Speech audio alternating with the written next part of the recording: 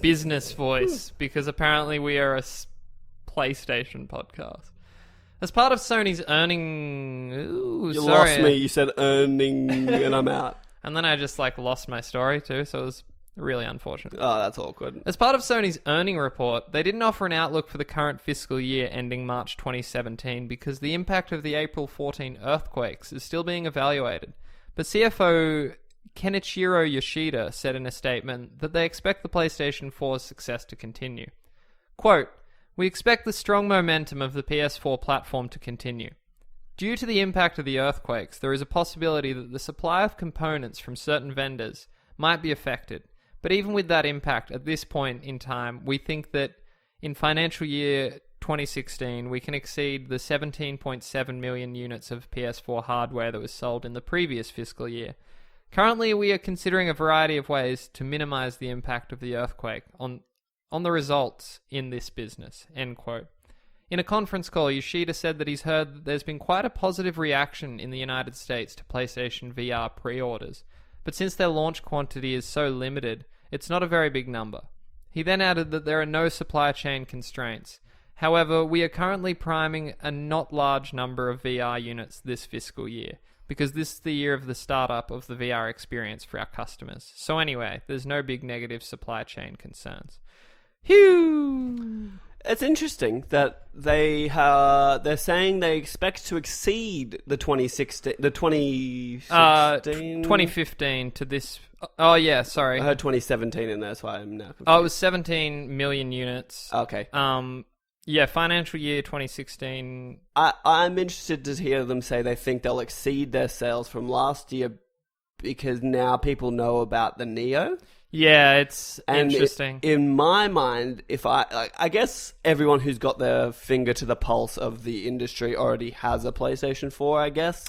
Yeah, there's not many people. So if you're buying one now, you probably don't really pay attention.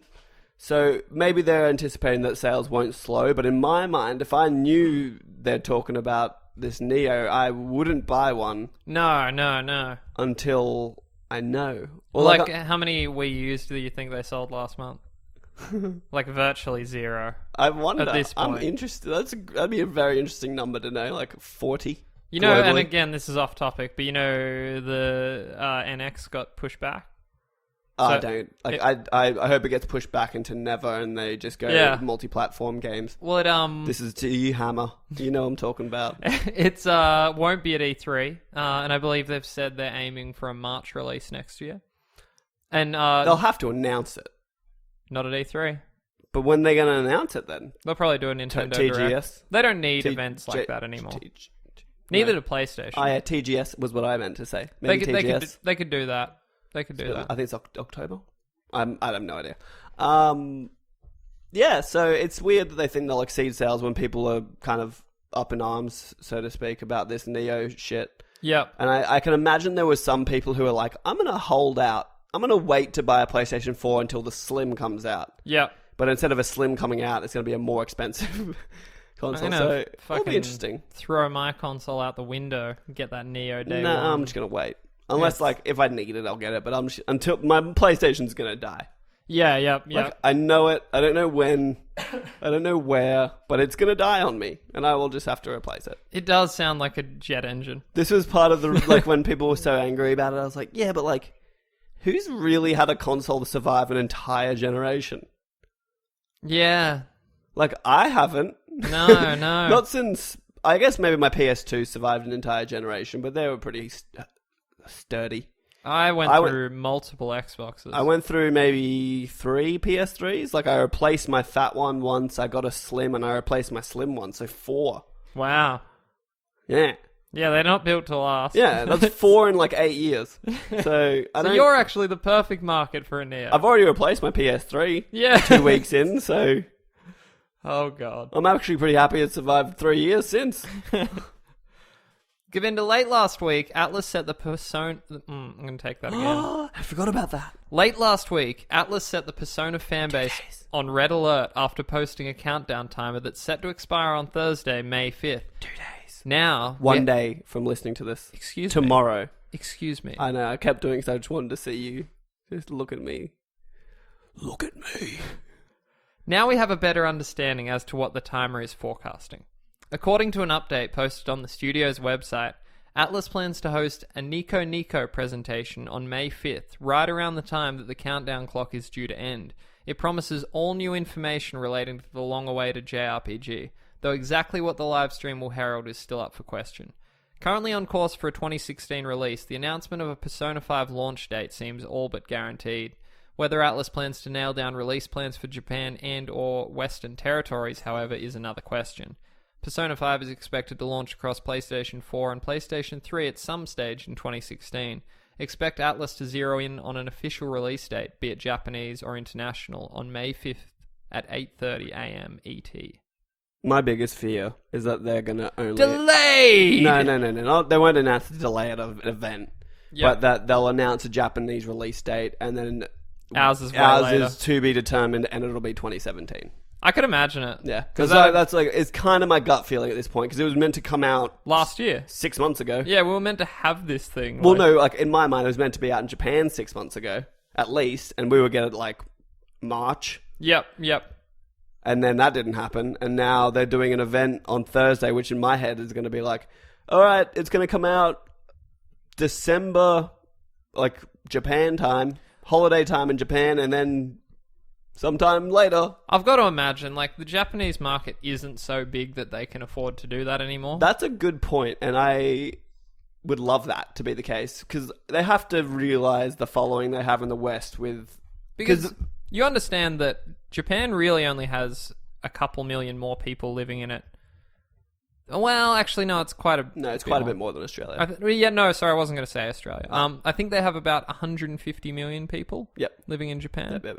Which is, it's not monstrous. Yeah. That's sort of like comparable to a couple of European countries. Yep. I'm not sure we're at... I was going to say the UK, but then I kind of backpedaled. Well, what's like, America, 300 million? I think it's closer to 4 these 400, days. yeah. So, like, America's a way bigger market. Yeah, well, it's double, more than double. Yeah. And they've also...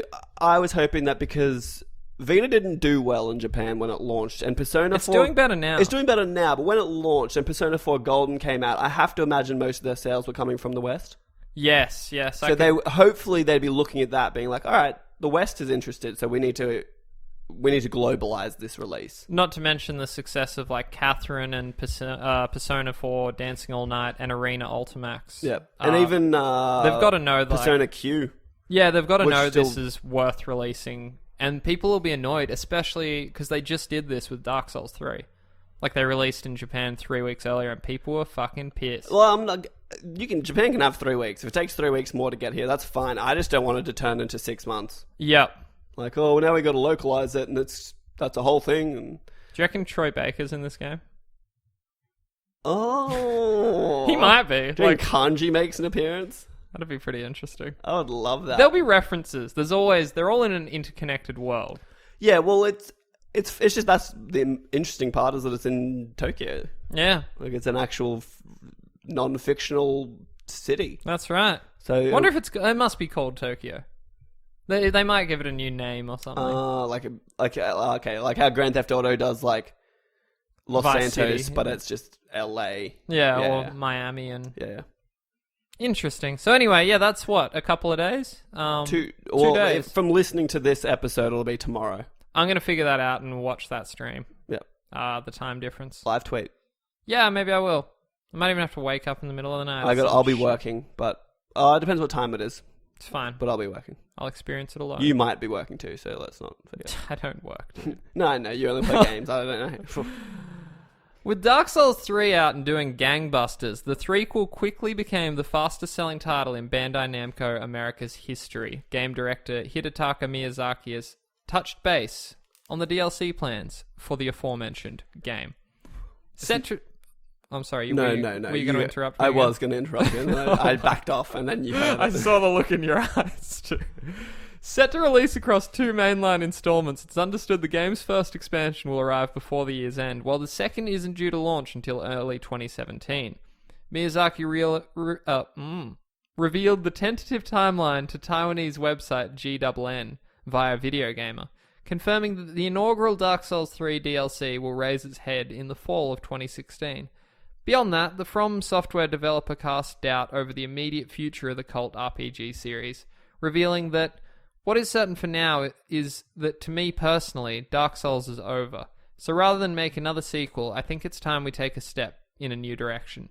Development of a new IP has already begun. When pressed about the possibility of a Demon's Souls remaster for PlayStation 4, Miyazaki emphasized that From wants to try making new things outside of the Souls series. It's got to be similar still. It will be. Like, it's got to be... They've got a thing going. Even, like, before they made Demon's Souls, they did the Kingsfield series, which is still similar. Yeah. Like, they're all very similar games. They have a thing they're doing, so I'm excited to see something different. Maybe a bit of colour, huh? Yeah, why not have a happy game? Yeah, do you say it was sci-fi? Rumored to be. Rumored to be sci-fi. So Yeah. that'd be cool. It's different. Imagine, like, I had this thought, or maybe someone planted in my head. I listen to a lot of gaming podcasts. Imagine if they did a Dead Space style Dark Souls, like fucking horrific horror. Actually, now that I think about it, that might have been a Daft Souls thing. Yeah. Shout out. Daft Souls. Daft Souls. Yeah, cool. That'd be gnarly. I'm I'd love true horror from them. Because Bloodborne's getting there. It was fucking horrifying, some of the things in that game. Yeah, no, the games always scare me. Don't even try and tell me that little sucky little thing with the little noise, and like it would just sit in alleyways and it would like suck your face. You remember that thing in Bloodborne? They were horrifying. Sucky little things that would suck your and they'd like face in creep alleyways. around like really slowly. The guys they're like on the ground? Yeah, they were like little Cthulhu looking dudes. Yeah. Yeah. No, those games always scare me. I go in, I'm just like, oh, okay. I like hype myself up to play it. I had a moment this morning, like I was playing just like a little invasion. I was like on the edge of my seat, flipping out. All came down to one hit. It's a beautiful thing. It's a beautiful thing. Moving on. Moving right along. Following the recent Uncharted 4 A Thief's End leak, Worldwide Studios president Shuhei Yoshida revealed today that copies were stolen while being delivered. Quote, we have some unfortunate news to report that a number of copies of Uncharted 4 A Thief's End were stolen while in transit. While we are continuing to work with the police to resolve the matter, which is the subject of an ongoing criminal investigation, it appears that a few copies of the game have surfaced in the UK. End quote. After saying that Uncharted 4 is very much worth the wait based on what he's played, Shuhei added, as with most Naughty Dog games, the unfolding story is such an integral part of the experience, and for this reason, we wanted to warn you to beware of the potential for spoilers to be posted by people with access to stolen copies of the game. This is unfortunate. I feel like it is unfortunate. It's very unfortunate. I feel like wouldn't Sony have a way to be like, you're playing Uncharted 4? Not if you play it offline. Ow. Then there's nothing they can do. That's why that's almost a good reason to have a day one patch.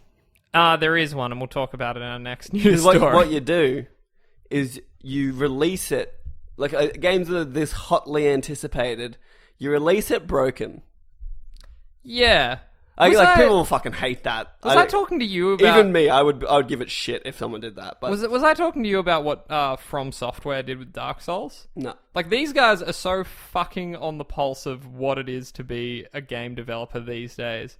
Early copies of Dark Souls 1 were leaked, and I think they had it a week beforehand, and within a day, they'd made it so that... Actually, I think they'd even planned it ahead of time. Like, this is already implemented. If you tried to play the game without the day one patch, like you'd gotten it illegally somehow, you would be constantly invaded by level 999 Black Phantoms. And you just couldn't do anything. Like, they'd just constantly slaughter you. And you just like... See... That's genius. It is. I go both ways on this. As like... What if you just live in a remote location and you get it and it requires a day one patch and you just can't do it and you've bought it to play it and you can't play it?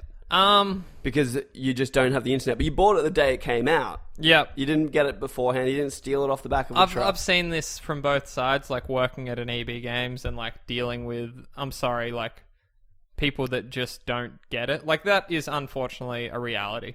Like, yeah, I get it. It sucks, but you need to have the internet to be able to play modern games. Yeah. Like, we're not going to cater for the